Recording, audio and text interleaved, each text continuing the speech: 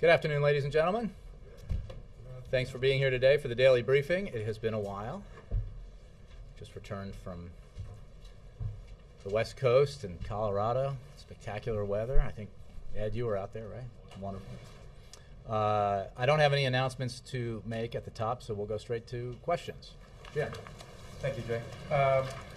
On jobs, now that Congress has put the fight over FEMA behind it, there still doesn't seem to be a sense of urgency in the Senate to take the bill up. The President has been demanding take the bill up now, send it to me.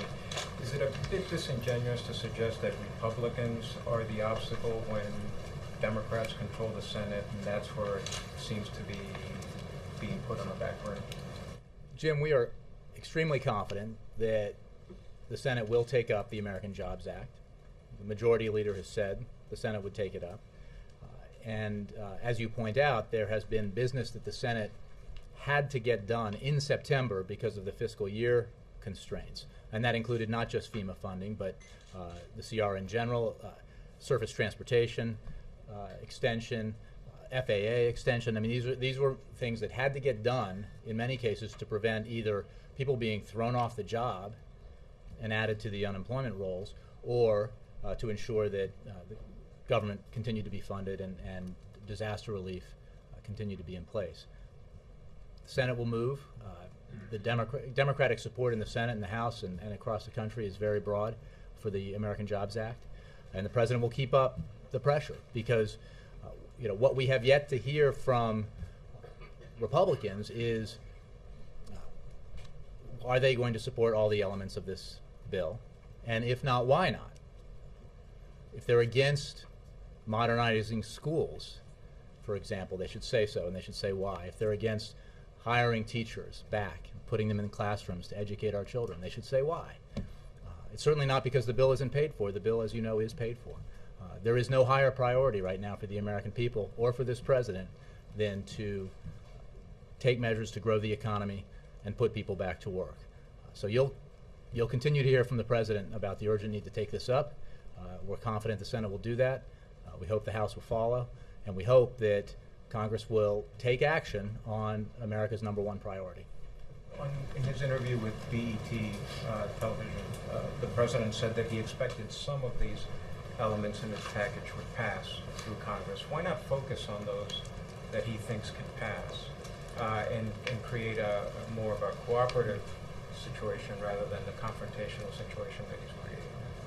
The American Jobs Act is comprised entirely of ideas that have traditionally enjoyed bipartisan support. The President believes very strongly that the entire bill should be passed. Every element should be passed. And as we've said in the past, if at some stage one piece of it or several pieces of it were voted on and passed and sent to his desk, he would sign them and say, send me the rest. Because they're all extremely merited and they're all very needed by this economy right now.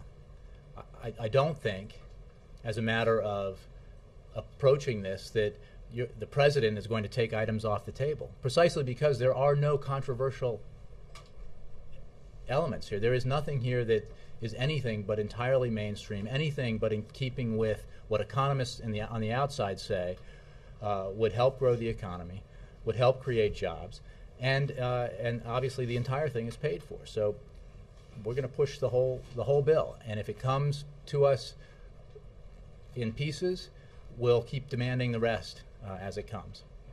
Can I ask you one question on Eurozone? On Monday, the President said that the European debt crisis was quote-unquote scaring the world, and he said that the European nations haven't been as quick as they need to be to address it. Is the President frustrated right now? In fact, even today, divisions within the European community as to how to respond, whether to expand the bailout fund in any fashion. The markets seem to be reacting to that even as we speak. The markets, as you know, fluctuate. They go up, they go down. So I'm not going to address that in relation to anything that might be happening in Europe. We have made clear, the President has made clear, that we believe the Europeans have the capacity, the financial wherewithal to deal with this problem, and we have been urging them at the presidential level, at the ministerial level through Secretary Geithner, and at other levels to take forceful and direct action to handle it. Action is being taken. We continue to have those conversations and make the points that I just made, that Europe needs to address this, and we believe they have the capacity to do it and the political will to do it. So we continue to have those conversations. It's certainly a matter of concern, as the President made clear.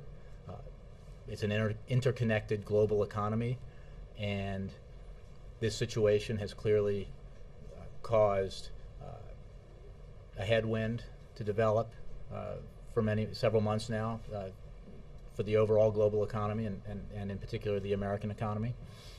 So that we take it seriously, and that's why we've maintained the kind of communications we have. Yep. Questions about Pakistan. What's your response to charges that Admiral Mullen overstated when he said the Haqqani group is a virtual arm of the Pakistani intelligence service? And also, now that the U.S. has openly demanded that the Pakistani government and intelligence sever their links with the Haqqani network, what, if any, consequence will there be if they don't comply, and how much time are you going to give them to take some action, give the Pakistanis to take some action?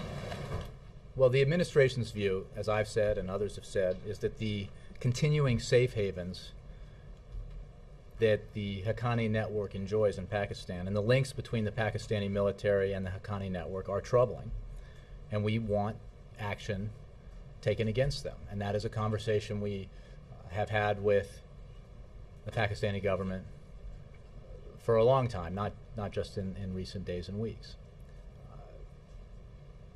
It is also true that our cooperation with Pakistan has been extremely important, and that Pakistan has been very helpful to the United States in our fight against al-Qaeda in particular. But they do need to take action against the Haqqani network to deprive the network of the safe havens that it has in Pakistan. As for hypotheticals about what action we may or may not take in the future, I don't want to get into that. As I said yesterday on Air Force One, we are reviewing aid. As a matter of course, we review our aid programs, but we are engaged in the kinds of consultations with our Pakistani counterparts that you would expect, and that have been ongoing for quite some time. By when, or no Well, timeline? I wouldn't want to speculate about, if something does or doesn't happen, then something else may or may not happen. That's a level of speculation I don't want to engage in right now. But our concerns about this have been clear for a long time, and it is part of what we characterize, I think, quite candidly, as a complicated relationship. But an important one, because the priority here is our national security interests, the national security interests of the United States, the protection of Americans here, and the protection of Americans and our allies abroad. And in achieving that overall goal, Pakistan has been an important partner. Not without complications, but an important partner. And what about the Admiral Mullen statement saying that he did? I get U.S. officials in the region are saying that he did. He overstated. I didn't. I think the issue here is that what the Admiral said and others have said is that we have concerns about the safe havens and the existing links that we're quite candid about between the Pakistani government and the Haqqani network. We're in regular contact with our counterparts in Pakistan on this issue, and we have urged Pakistan to take action against the Haqqani network. We believe that is in their self-interest as well as in our interest to do that. Jay? Well, just to follow on that, just to offer some clarity here, is the Haqqani network a veritable arm of the ISI? Yes or no? Well, it's not language I would use. I think that the fact that there are links that exist between the Pakistani government and the Haqqani network, the nature of those, I think, can be assessed and is complicated. But there is no question that they have safe havens in Pakistan. The network has safe havens in Pakistan, and that Pakistan has not taken action to eliminate those safe havens. So it's not the position of the Obama administration that the Haqqani network is a veritable arm of the ISI. It is the position of the administration that there are links, and that Pakistan needs to take action to address that, But not and farther. to deal with the fact that there are safe havens for this criminal network that is dangerous for Pakistan as well as for the United States and Afghanistan. Right, but Admiral Mullen went farther than that. That's I as think far it's as a matter of semantics, and I think that Admiral Mullen was talking. No, it's not. I mean, it's a matter. You're trying to on the language here. I think I'm being quite clear about what our position is, and it's a serious one. It's one that we raise with our Pakistani counterparts regularly, because it is of such great concern to us. We have said unequivocally that the Haqqani network was responsible for the recent attack on the U.S. Embassy in Kabul and on ISAF headquarters in Kabul. So, and the fact that they are able to operate in Afghanistan because they have a safe haven in Pakistan is a matter of great concern. And we have urged our counterparts in Pakistan to take action and raise with them the importance of doing so. Respectfully, it's not a matter of semantics. It's quite a different thing to say that there's there are links and one is a veritable arm. I mean, it is they're different. But we can move on. Okay. You said earlier that nothing in the jobs bill is controversial. I assume you're not talking about the funding for the jobs bill, because obviously the tax increases are controversial. Well, they are obviously opposed by some who don't believe that we need to make the kinds of choices that are inherent in the bill, which is, for example, oil and gas companies that have enjoyed enormous subsidies paid for by the American taxpayer that are no longer necessary in our view, not least because that very industry is making record profits this year. And again, you don't make these choices in a vacuum. We don't have unlimited resources, so we have to make a decision. Is that subsidy to that industry more important, a better use of American taxpayer dollars than putting teachers back to work, or giving an extended payroll tax cut to American workers, giving a payroll tax cut to small businesses? These are the kind of choices that have to be made. Now, I think, as we've said all along, if there are if Congress comes up with alternative means in part or in whole to pay for these important provisions, we'll certainly want to look at them, as long as they're fair and balanced. They don't put more onerous burdens on the middle class in order to take action to help the middle class. We think that the balance achieved in this bill reflects the priorities of the middle class and were designed to give the maximum positive impact to the economy. So the tax increases are not controversial, is what you're asserting? I don't think they're controversial in our view in terms of the choices that they represent. And I think that the data certainly suggests to me that a majority of Americans believe that this is an appropriate approach, a fair approach, and they support it. Again, if Congress has other ideas about how to fund these important measures, we certainly want to see those.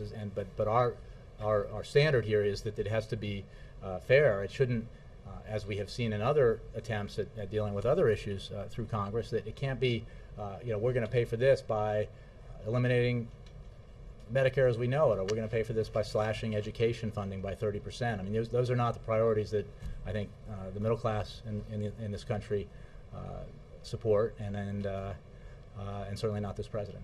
And lastly, I read something in the gaggle yesterday. You criticized or it might have been 2 days ago, you criticized the Republican presidential candidates, I believe, there was a smattering of boos and a smattering of applause at inappropriate times during the previous Republican debates, and you were suggesting that the fact that they didn't protest means that they couldn't be a commander-in-chief, or No, could you explain what you meant? I certainly didn't say that. I think I said that that I was surprised, I think many people were surprised, that in an instance where a soldier serving in Iraq asks a question from Iraq, so he is over there in harm's way, risking his life on behalf of every one of us, and he asks a legitimate question about don't ask, don't tell, and what these candidates might do because it personally affects him. And there were boos in the audience. Putting aside the audience, it's not about the audience, it's about the fact that there was no response. No one on stage said, wait a second, regardless of what you believe about this issue, we should thank this soldier. He's over there risking his life for us. And that was my point. And I think that it's an important thing to note when the job that they are auditioning for is the job of Commander-in-Chief. So, just to continue, I didn't suggest it was disqualifying. I was simply making an observational point. Just to continue our conversation from a few weeks ago, when you said that the president, who had not heard the remarks by Jimmy Hoffa Jr., was not responsible for them. You are saying that the Republican presidential candidates are responsible for boos? No. I didn't say that at all. I was surprised that they did not react. That not one of them reacted. I'm not saying they're responsible for it. I'm just making it as an observer that. Just an impartial observer. I didn't say I was impartial. I'm simply making the point that there was an opportunity there to separate an issue that may be controversial, although we firmly believe that it shouldn't be and isn't, and that's why we eliminated Don't Ask, Don't Tell, from the fact that this soldier is serving his country and putting his life in danger for all of us, and that was all. It was an observation. It wasn't I wasn't criticizing the audience members. I was making a point about the absence of a reaction from the candidates. Yeah. Right after Osama bin Laden was killed, current Defense Secretary Leon Panetta said obviously at some point he believes a photograph will be released. But now this administration is asking a court to block the release of any photographs, saying that it would jeopardize citizens in the United States and troops. Why is that the position that this administration would take, given that you vowed to be the most transparent in history? We are the most transparent administration in history, without question. The fact is, there are also legitimate limits to transparency when it comes to risking the lives of American troops overseas. And I think a very sensible decision has been made that the release of those photos would unnecessarily increase the danger that our troops face overseas, and potentially not just overseas. So clearly your own defense secretary doesn't believe that. Well, again, I think that this is the administration's position, and that's something the Secretary of Defense said in the immediate aftermath. This has obviously been evaluated quite closely by the administration, by lawyers, by the national security team, and that is our position. And I think it's an eminently sensible one, given the potential for causing greater risk to our soldiers overseas. Following up on the jobs question, yesterday the president said about Congress, it's been 2 weeks, and what on earth are they waiting for? But you responded to the first question saying, well, we understand the delay because they had so much else to do. So it would seem that the president's being a little bit cute with his audiences if the administration does understand the delay. So I'm wondering, will he match his rhetoric with any action? Will he threaten or say, this has to be done by a certain deadline? Well, he may. I don't want to predict what he might say before he says it. The point needs to be separated here. This has to be acted on. It is legislation that has to move through Congress, and there is a process by which legislation moves through Congress. Jessica, you know, because you're a veteran of covering these things, that part of the effort here that the president is undertaking is to continue to put pressure on lawmakers to focus on this priority, because the American people are focused on it, and to address it. The timing I addressed with Jim about the fact that understandably the Senate had to deal with some issues that could not wait, and it had to do specifically, most of them, with jobs and the economy. And we know that the Senate will take up the American Jobs Act.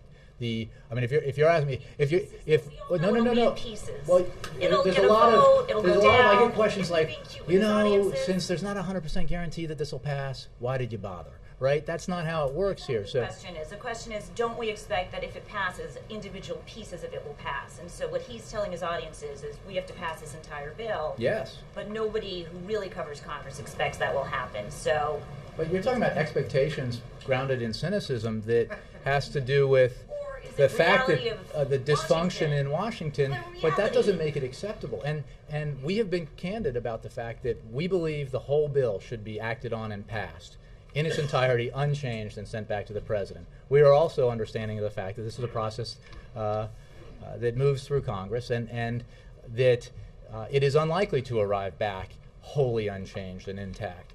It may come back in pieces. It may come back as a whole with some different elements to it going to funding and that sort of thing. But we're not going to preemptively accept that we're only going to get half, because 100% of the bill is merited. So,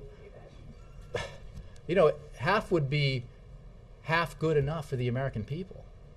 There is not a single thing in here that isn't beneficial to the economy, beneficial to employment. So, we're pushing for the whole thing. We're pushing Congress to act.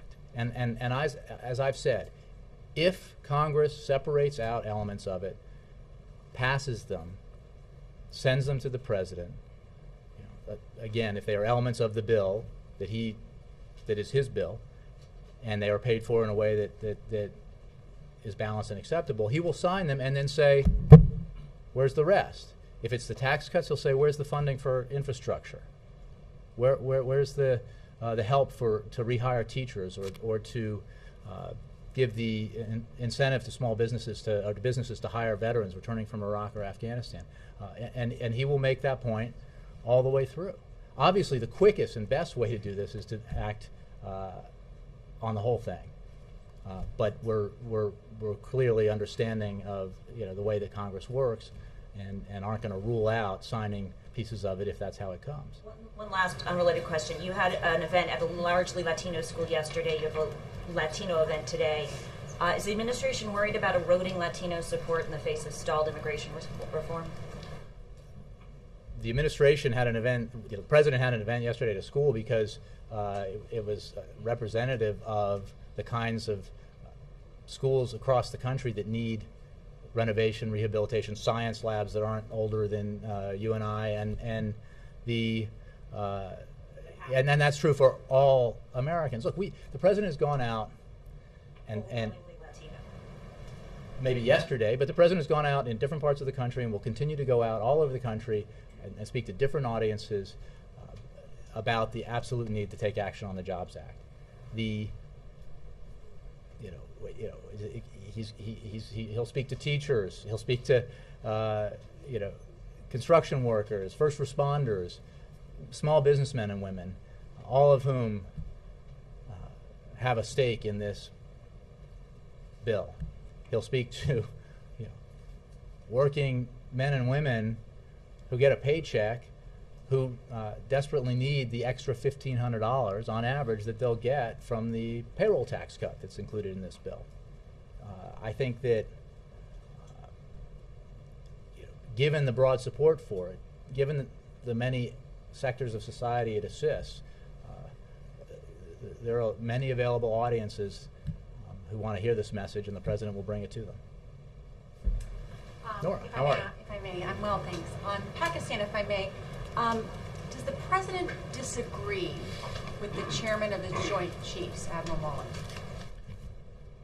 The president, I'm going to repeat what I said before, the president believes, and it is this administration's policy, that, and this is reflected in what Admiral Mullen said, that there are safe havens in Pakistan for the Haqqani network, and that is a problem and a concern. And we have brought our concerns about that fact to the Pakistani government on numerous occasions, and will continue to do so, because we believe it's not only in the interests of the security of Americans in Afghanistan, it's in the interests of Pakistan and their citizens that action be taken.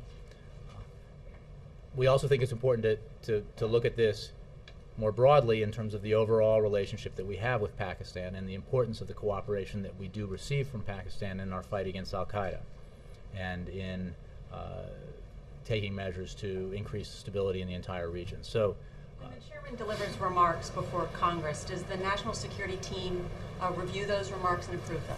Yes or no? I would have to check on that in this case. Do you know if Admiral Mullen's remarks were cleared by the White House before he gave them? I don't know. The point is that what Admiral Mullen said is consistent with our position about the networks, the Haqqani network in Pakistan, about the fact that the Haqqani... Different language today. You're saying there are links and there are safe havens. What Admiral Mullen was saying was that the Haqqani network is a veritable arm of the ISI, that they're collaborating a terrorist network that is attacking Americans. So either they're links or they're collaborating. Which one is it? What we have said and what is our policy is that there are links. I think that is irrefutable.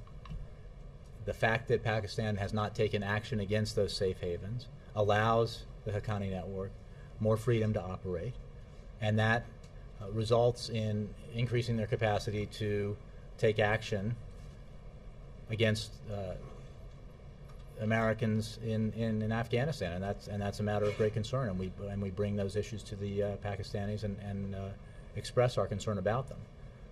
Why did you say earlier that those were words that you would not use? Why would you say that you would not use the same words as Admiral Mullen, who has been to Pakistan 27 times since 2008, has probably the closest relationship of any administration official with General Kayani, knows more about Pakistan than just about anybody in this administration has spent time with it. Why would you say that you would not use the same words as Admiral Mullen? Well, Admiral Mullen testified, and his words are there for, and they reflect the fact that we have this issue with Pakistan over the safe havens provided to the Haqqani network within Pakistan. I certainly am not. I'm not here trying to take issue with what he said. I'm simply saying what the position of the United States government is and this administration is about those networks, and this is a matter of concern for us, and it's why we are quite candid about the fact that it's a concern, but also put it within the context of our broader interests. And I think it's important for everyone to remember that the cooperation that we have had, even within the context of this complicated relationship, has produced very positive results that have improved security for the United States of America and its citizens abroad, soldiers abroad. Thanks, Jay. I just want to follow on Jake real quick about, to use your words then, why was there an absence of a reaction from the President to Jimmy Hoffa's comments on Labor Day, if you're now saying the Republican presidential candidates basically have a duty? The President wasn't on stage. He didn't hear them. It's a different thing when the guy's on stage and they were addressing a question to the candidates on stage. The comments were broadcast all around the world, and it's pretty clear that one of the president's I'm talking about a real-time thing. Again, it's just an observation.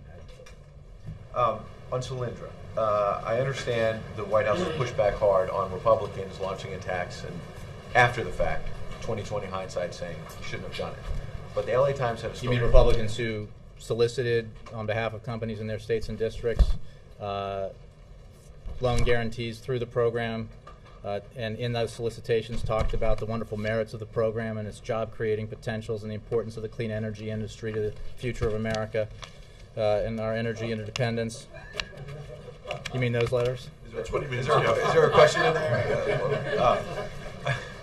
And then those same Republicans have now come out against the program. Last week, Darrell Issa, one of those Republicans, did push for clean energy money, even though he's attacked the administration. There. The LA Times, though, yesterday reported, not after the fact, but in real time, in October of 2010, people inside the White House, Democrats, Larry Summers, Secretary Geithner, said that this loan program has problems. It doesn't have enough oversight. And they wrote, at one point, I think it was Larry Summers, wrote a memo to the president saying, this could undermine your clean energy agenda. So my question is, I understand the back and forth with the Republicans, but why, when people inside this White House were saying there may be real problems here, why was that ignored? Well, I think just to make clear, I think the memo you're talking about was authored by a number of people. It was a memo that represented the discussion internally within the administration about this program, and I think it's entirely to be expected that the president's advisors would scrutinize a program like this and might have differing opinions about it, and about how best to achieve the president's goal here, which was to help this vital industry, broadly speaking, the clean energy, clean technology industry, take hold and grow in this country so that we can compete effectively with the Chinese, the Indians, and the Europeans, the Brazilians, in the 21st century. It would be a remarkable day when, on major policy issues, there were no debates or disagreements or differences of opinion about how best to approach it, and the result of that process was some actions to improve the program. It's important to remember that Cylinder, for example, was the first loan out of this program, and that the program has continued and evolved as it's gone on. So again, going back to the memo, I think it's memos are written all the time that reflect assessments by advisors to the president and others in the administration with their views. Also important to note that people are not perfect and mistakes are made. Has this administration learned anything from the episode that makes you say, we've got to be more careful next time we spend $500 million? First of all, we are constantly reassessing not just this program but others, and making adjustments to make them better, more accountable, more efficient, lower the risk of, increase the chances of success, lower the risk of failure. As regards this particular loan, as we've made clear, we're disappointed that this particular company did not succeed. The nature of this program is to fund companies that might not otherwise get funding to help that industry grow. There is risk involved. Overall, we believe that the investments are vital because we are not content with the idea that we should cede vital industries of the 21st century to our competitors overseas. It's just, we don't want to be buying all this important technology from the Indians, the Chinese, the Europeans, the Brazilians, and I don't think most Americans they don't view America as that kind of country. It's vital to this country's economic growth that we, in effect, take these risks, as previous generations and previous administrations have, to make sure that the United States of America continues to be leading the world in cutting-edge technologies. Jay, can you talk about or detail the meetings that people in the White House have had with Ways and Means, with the head of appropriations, Hal Rogers, Dave Camp, about the jobs program? Like, what is the legislative strategy, the calendar? I understand the Senate's delayed, but is there some sort of strategy, or is it simply a campaign? I don't have a list of meetings to give you or conversations, except that you can be assured. Is it real? I mean, yes, I mean, that's what sort of seems to be missing. Is that is there actual work going on between the legislative staff and yes. House Republicans? Yes, definitely. Can you tell us some of it? Again, I can get, if you want, I can get back to you. But with more details, I'm pretty sure they'll be rather dull. But the communications that we have with members and staff members on the Hill are consistent and. Are they being receptive or not receptive? Yes. Look, not least because, and perhaps almost overwhelmingly entirely because, the American Jobs Act is made up of things that are widely viewed as mainstream and effective, that economists view as the right kinds of measures to take if you want to grow the economy and create jobs, that the bill itself is paid for. There's broad support for it, certainly among Democrats, and we believe among Republicans, based on recent history, for large pieces of it, and hopefully all of it. So, there's been progress made. I mean, we know that the Senate at least has said they're going to do it sometime in October. Is there progress made on when House Republicans are going to take this up? We certainly hope. I mean, that's obviously a more complicated task. When the president first put forward the proposal, we heard some relatively positive conciliatory reaction from Republicans in the House. There's been a little less of that, although what I haven't heard yet, what I don't think we've heard, correct me if I'm wrong, is anyone in leadership or even in the rank and file, coming out and saying, well, I actually oppose building more roads and repairing bridges. Can't do that. I oppose hiring teachers. We shouldn't do that. We should do something else instead. Obviously, some have taken issue with the way that we pay for this, and we certainly want to hear if there are alternative ways to pay for it. But we believe it has to happen, and those alternative means have to be reasonable and balanced, and they can't shift the burden, help the middle class and then harm the middle class in the same action. So, you know better than I that there's no higher priority right now. There's nothing on average Americans' minds more than the economy, their concerns about the fact that it's not growing fast enough, their concerns that employment isn't increasing fast enough, and this addresses that urgent concern. The president's fiscal plan addresses the medium and long-term economy, and taken together, they are a comprehensive. They represent a comprehensive vision about where we need to move this country economically. Are you guys concerned, the report that says healthcare premiums surged this year 9%? Are you concerned that this is health insurance companies trying to handle the amount of, the younger folks coming on, dealing with pre-existing conditions, and they're just trying to raise their premiums now to handle the influx of folks? Or is there some way you guys are looking at this to see if this is a result that gets fixed in the rest of your healthcare reform? And what is the administration's reaction to this? Nancy DeParle, the Deputy Chief of Staff here, wrote a blog post on this, I think yesterday, which is worth reading. It goes into more detail than I will here about it. One thing I will point out that's important to note about this survey from the Kaiser Family Foundation is that it's essentially backward looking. And Drew Altman, the president of the Kaiser Family Foundation, says, and I quote, "Critics of the National Health Reform Law passed in 2010 like to blame everything but the weather on Obamacare. But regardless of how you feel about the Affordable Care Act, its effect on premiums this year is modest." So that's the assessment of the people who did the survey. I would also make clear that modest implies it had an impact. Within the context of, again, you have to look at the fact that a lot of the Affordable Care Act has yet to be implemented. 2014 is more of a target. Trying to bring more people into the insurance umbrella here with the... Again, I would just point you to this statement. The increase was large. The effect of the Affordable Care Act was modest. His words, not mine. I also think the author said clearly that this was a look backwards, and if there are other... there's a Mercer, a well-known independent benefits consulting firm, released a survey of employers showing that their health insurance cost increases will average 5.4% for 2012, which is the smallest increase, or would be the smallest since 1997. So there's certainly a lot of other evidence that the impact of the Affordable Care Act will actually slow the growth in health care costs, which is obviously one of the goals.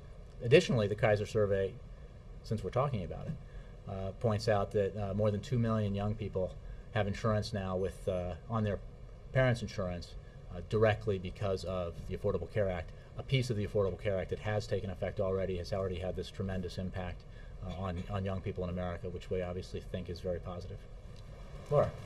Following up on the first part of Chuck's question, so just to be clear, are you saying that there are ongoing conversations between the White House and House Republicans over the legislation and how to get it passed? Not specifically that I'm aware of with House Republicans. We have regular conversations, legislative team with Congress, both houses, both parties. I don't know that we've had conversations. I don't know that we haven't, but I'm not aware of any conversations specifically about the timing of the Affordable Care Act. Although we've made not the Affordable Care Act, the American Jobs Act.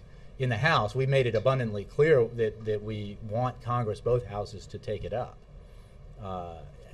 We don't set the legislative calendar. We, by focusing attention on this need and proposing the legislation, we try to have an effect on the actions that Congress takes and the schedule that it lays out. We're confident that the Senate's going to take it up. We hope that because of that, the House will act accordingly. So What were you referring to when you said that there were ongoing conversations? I thought that his question mentioned the House. I could be wrong about that. Well, What were you referring to? I was referring broadly to Congress, Senate, House. I don't know specifically about conversations that may or may not have taken place with House Republicans or House Republican staffers. They may have. I can check. But I'm not going to get into this thing where we, because we're going to give a readout of every conversation between somebody in the Legislative Affairs Office and a staff member on House Appropriations about this. But I can tell you that we have conversations with the relevant committees, the relevant leadership, the relevant staff on this very important legislative priority. So you're certain you've had conversations with Democrats, but you're not sure whether those conversations are also with Republicans? I know that there have been conversations with Republicans as well. I think what we're just trying to figure out is if there's actual Which work specific going conversation? on. No. Look, I don't know what. Look, let's step back. So work The going on president behind the and his scenes. team drew up legislation, specific legislation. It is going to be introduced in the Senate. It has very specific component parts that others on the outside have judged to have a very positive impact on the economy. We believe the Congress needs to take action on it. It's not that complicated. This is not an elaborate piece of legislation that needs to be picked apart and renegotiated. It's there. Congress should act on it.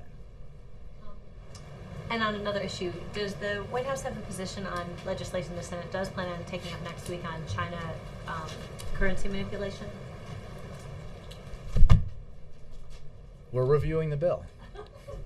No, seriously, we are reviewing the bill, and we share the goal of achieving further appreciation of China's currency. As you know, and those who in the financially oriented press know, China has moved some in terms of appreciating its currency. I believe it's appreciated about 10% adjusted for inflation since June of 2010. But it's substantially undervalued, and we need to see continued progress, and we've made that clear publicly and privately. So you're not sure whether you're going to support this? We're reviewing the bill. And do you have any idea when you might have a conclusion to that review? Not that I could offer today. Thank you. Jay, in speech after speech, when the president speaks about upper income earners paying a fair share, are you able to define that phrase for us? What does it mean? Well, I think one place to look for it is the so-called Buffett rule that we've spoken about, which reflects a basic principle that some very affluent Americans who have benefited enormously, which is great, but they have benefited enormously from what this country has provided them and the opportunity has provided them, and have seen their incomes expand dramatically over the past dozen or so years, even as middle class incomes have stagnated or declined. Some portion of them are paying actually a lower effective tax rate than folks in this room, or plumbers, teachers, and others, including Warren Buffett's now famous secretary. So the principle is simply that we should not have a tax code that allows for that kind of imbalance. There's been a lot of, I think, misleading pushback on this notion, people who throw out facts and figures about the proportionate share of taxes paid by wealthy Americans. Well, naturally, people who make $100 million a year, even if they're paying a lower percentage than you or I, are going to be paying a larger dollar figure to the Treasury than you and I are. The fact is that the burden should be proportionate and fair and balanced. It also, some of these studies take into account, conveniently ignore the fact that everybody who earns a paycheck pays payroll taxes, and that's a substantial tax burden on working Americans, substantial proportionally much greater than proportionally greater for working Americans than very affluent Americans. So it's a principle about making sure that everyone paying their fair share, and to create a situation where everyone can share in the prosperity that we are sure will continue to be the providence of this country. But if you're going to put that into law, you can't say, oh, if this man is paying more than his secretary, he's all right, but if he's not, you've got to, the tax code needs a number or a percentage, and have you worked on that yet? Well, the answer is in the proposals the president has put forward. He stated some principles about the tax code, as well as specifics in terms of some loopholes that should be closed or changed, the carried interest law, for example, or the deductions, 28%. There's a broader need for tax reform, and within that, it should the principle that the Buffett rule explains should be contained within it. But you don't have a number yet. I do not have a number. A Bloomberg survey of economists shows that the president's jobs plan would lower the unemployment rate by 0.2 percentage points. Is that enough, do you think, to stimulate long-term growth? I think what the Bloomberg story shows, first of all, is that survey of economists shows that I think it would potentially prevent against another recession, would increase growth and increase employment. The specifics are lower than other estimates, and I think if you, and I'm sure you guys have at Bloomberg, if you tease this apart, if you look at some of the economists and what they've said, some of them in their calculations are assuming that portions of the American Jobs Act will pass and built them into their assumptions, like the extension of the payroll tax cut, for example, or the extension of unemployment benefits. And I think one economist in that said that were those not to pass, you could shave off 1.7 or 1.8% of GDP. And then he said if the whole thing passes, you add another 2 or 0.2 or 0.3. So taken together, that's 2% of GDP at least, which is what I think Moody's and others have estimated might be the impact if the entire bill was passed. So, generally we think it reflects a broad consensus among economic analysts about the impact of the American Jobs Act. It's still less than 300,000 jobs, though. No, but you need to look at the survey, and in fact, it's not if you tease out what their assumptions are. They're starting from different baselines, and they're built-in assumptions, and I wish we could make assumptions about what Congress would do if it were entirely sensible all the time, but unfortunately we can't. A lot of that has built-in assumptions about what will happen that's already part of the American Jobs Act.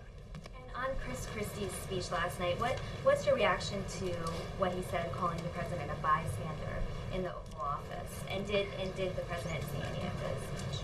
I can tell you that he didn't. We were watching the Red Sox as we were flying home. The nail biter. Fortunately, they won. Sam Stein's not here to celebrate with me, so we did not see it.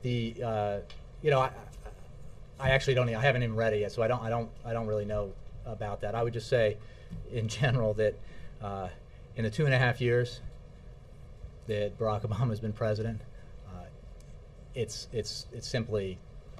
It has been one of the most substantial periods in our history in terms of the seriousness of the challenges we've faced. The enormity of the crises and the potential even worse crises that this president faced and took head on. When he came into office, there were, remember the headlines that you wrote and others wrote, imminent Great Depression, global financial collapse, bank holidays, nationalization of the banks, predictions of unemployment as high as 25%. That's the economic environment that we faced when we came in, and that this president addressed head on with a series of incredibly challenging decisions that he took that, by any measure, arrested the extreme downward slide that this economy was taking when we were hemorrhaging jobs at more than 750,000 a month, when the economy, we now know, in the fourth quarter of 2008 contracted by close to 9%. The kind of contraction we haven't seen since the Great Depression. There were no bystanders in this White House. Just really quickly, why isn't the president going to the New York fundraiser on Friday that Warren Buffett is hosting? Is it a scheduling conflict, or what's the? I'll have to take the. What's that? Sir, It's a surrogate event. Yeah. This afternoon in the online Q&A, the president said, as he has said before, when he was asked about deporting people who would otherwise be covered by the DREAM Act, he said he can't choose which laws on the books to enforce. But a couple years ago with marijuana, he did exactly that. This administration said in states that have medical marijuana laws, federal laws prohibiting marijuana use should not be enforced. So why does the president say he doesn't have that authority? I really don't even understand your question. I mean, The question is about they're prosecutorial obviously, discretion. well, maybe you should, About limited resources. I would address you to the Department of Justice for questions of prosecutorial discretion.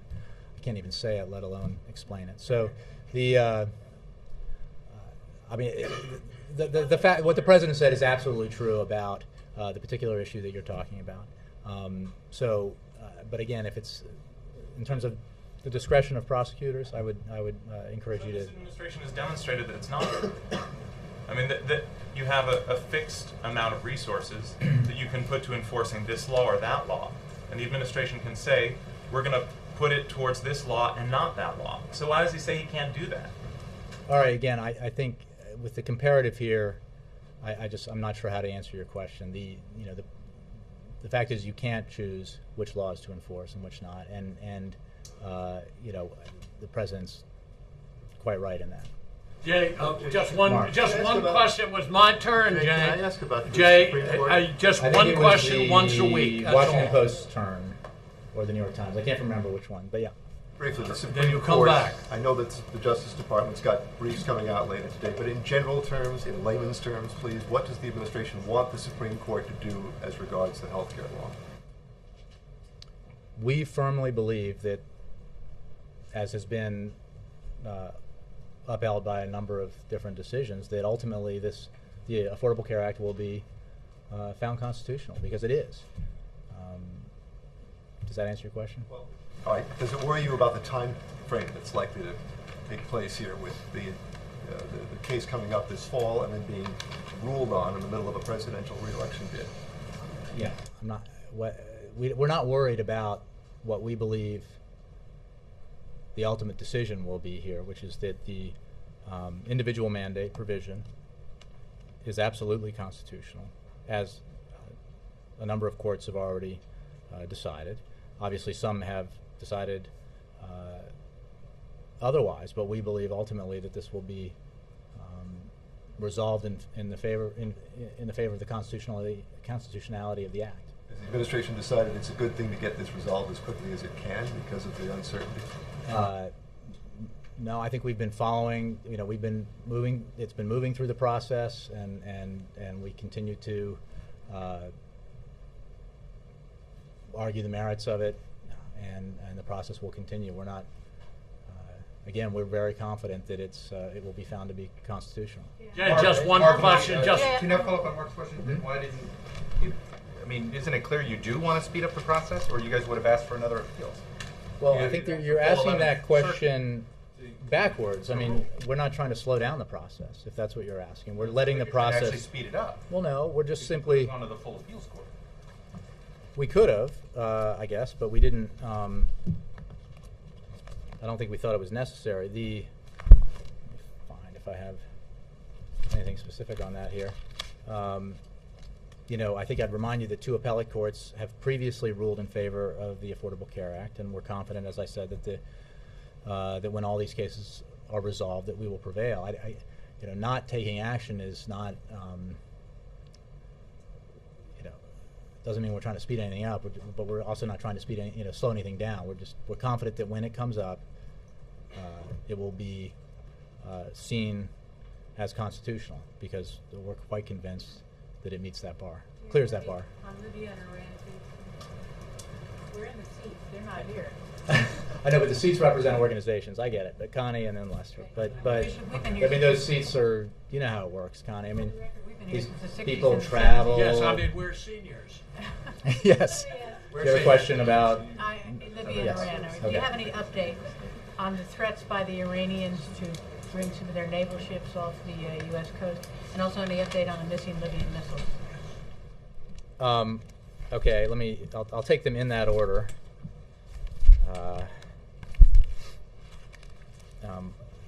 On the Iranian Navy, I think we don't take these statements seriously. And given that they do not reflect at all Iran's naval capabilities. As for the erroneous report about man pads, it is simply not accurate that 20,000 shoulder-fired weapons are missing when 20,000 is the number of weapons that we have assessed the Gaddafi regime may have acquired over the last 40 years. So that's an erroneous report. However, it is certainly true, as we have been talking about quite openly for weeks, if not months, and as Ben Rhodes, the Deputy National Security Advisor, briefed on extensively in New York at the United Nations, the issue of conventional weapons, including man pads, in Libya. And that is why we have a State Department official on the ground there. We have 5 other contract officials dealing with this. It's why we've been discussing the issue with the TNC regularly and working with NATO and our allies and partners on this issue. So I think that's the answer to that. Thank you. Just one question. I'm sure. The PL take 2. Go ahead. The PLO's UN ambassador, Arakat, has been quoted by the Washington Times and other media as saying, and this is a quote, "It would be in the best interest of the two peoples that the proposed future Palestinian state be free of Jews." And my question, does the White House believe that this statement is or is not Judenrein? Is not what? Judenrein. Yeah, sorry. No Jews. Free of Jews. A Nazi term. Yes. We obviously don't believe that. We believe that any action taken by either side that makes it harder to come together and in direct negotiations to resolve the issues between the two parties so that we can have a two-state solution that both sides support is not helpful, not conducive. And that would include actions as well as statements. That would apply to that. I have not seen that statement, so I don't even know if it's accurate, but it would not be, it's not helpful. Listen, thank you. Thank you very much. Yes. Thank you, Jay. On the issue of the Israeli settlements, has the U.S. been in contact with any of the countries in the region following the announcement? You might want to address that to the State Department. I made clear yesterday that we're deeply disappointed by that announcement. Going back to the point I just made to Lester, we support actions and words that by each side that move the parties closer to direct negotiations, because that is the only way that the Palestinians will achieve their goal of a sovereign state, and as part of that, the Israelis will achieve the kind of security that they greatly deserve in a Jewish state. So the direct negotiations are the only way to go. Actions that make it harder to achieve that are not helpful, not conducive to the goal here. Well, the question was asked in the State Department, and they basically said what you said. So, but is They said ask the State Department? What's that? No, they. I mean, in terms of have we had? I just don't know if we have had. I mean, I imagine rarely a day goes by that we don't have consultations with our partners in the region. So I'm sure that. On this issue specifically, I don't obviously, know. typically. Thanks, Jim. Last one. Yeah. Just to follow up on this, in the light of Israel's decision to build the settlements, what is the administration doing to prepare the ground to bring the two parties together? We are working assiduously towards that goal with the quartet, with others, with the two parties, the Palestinians and the Israelis. I think we were quite clear about our opinion of this announcement yesterday, and just as we were quite clear about the inefficacy of pursuing unilateral action at the United Nations.